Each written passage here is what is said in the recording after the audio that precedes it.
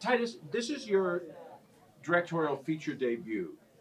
You had quite the great reception last night for the premiere of the film.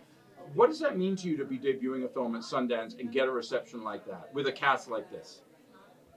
To be honest with you, I'm still processing it. It feels like I haven't re-entered my body yet. But to be on the set for as many days as we were on the set, and to watch everyone sacrifice and give everything they could to this film, and then at the end to see the audience stand up and celebrate that, it's definitely warms my heart. Well, one of the things that Titus said from the very beginning was that while the story is inspired by his life, that it's not, we're not trying to recreate actual factual events, that is wrapped in a sort of veneer of fiction.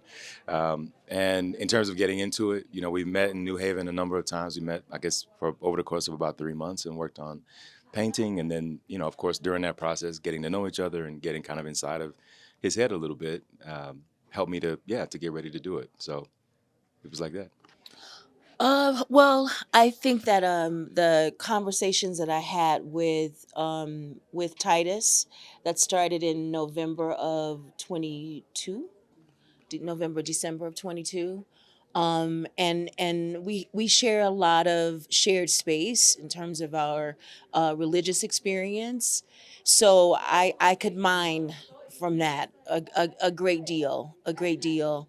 That sort of alienation that comes from this place heals me, but it also has harmed me. So that was part of it, and then you know you love people. I love my estranged lover, and I love my son. And you Love who just, she loved. right, and you just want them to get along. It's funny when I knew I had this role.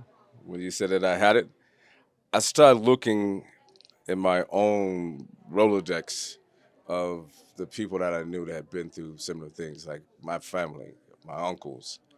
And the one thing that Titus and I kept talking about how to keep him human. You know what I mean? Because you can actually make this guy not human in a way that's he's not sensitive to any of these things that's happening. But I wanted to make sure that I could do that. And the way I did that, it was I was able to draw from real experiences by watching some other people, like my uncle went through a really bad drug addiction. And he was a good guy, and a really, really good guy. But the drugs had took him over. And I think I have a cheat sheet because I grew up in the 80s when crack was like there. So I saw it every day, all day.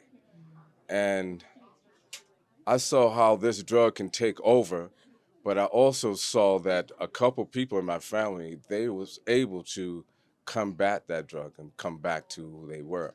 They wasn't 100%. It was something about being addicted to something like crack for so long that they felt that the only thing that could really save them was God.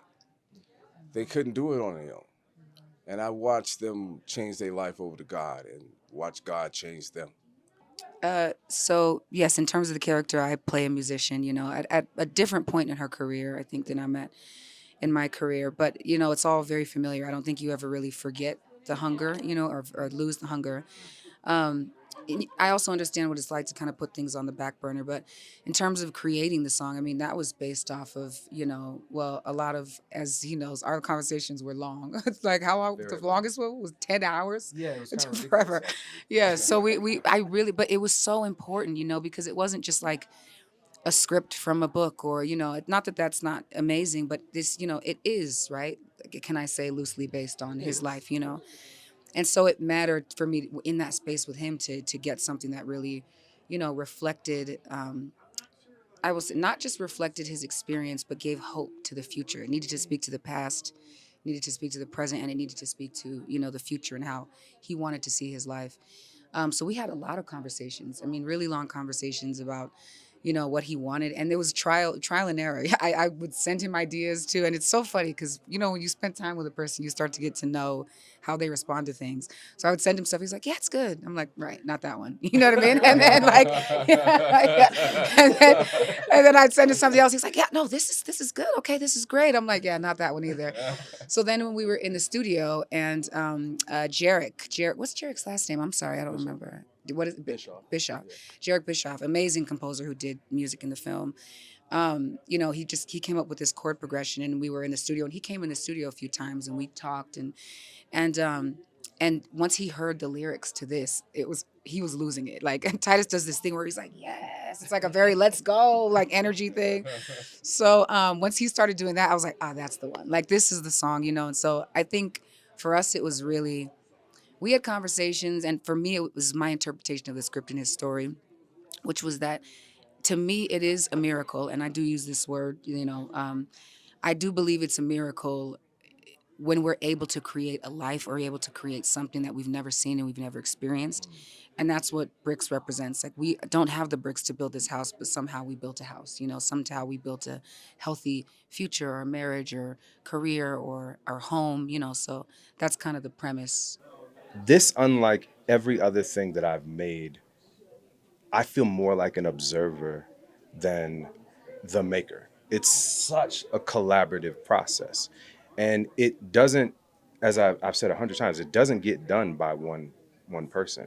Each person puts their brushstroke on the canvas. And it's not till it's up on the screen that you actually know what painting you're staring at.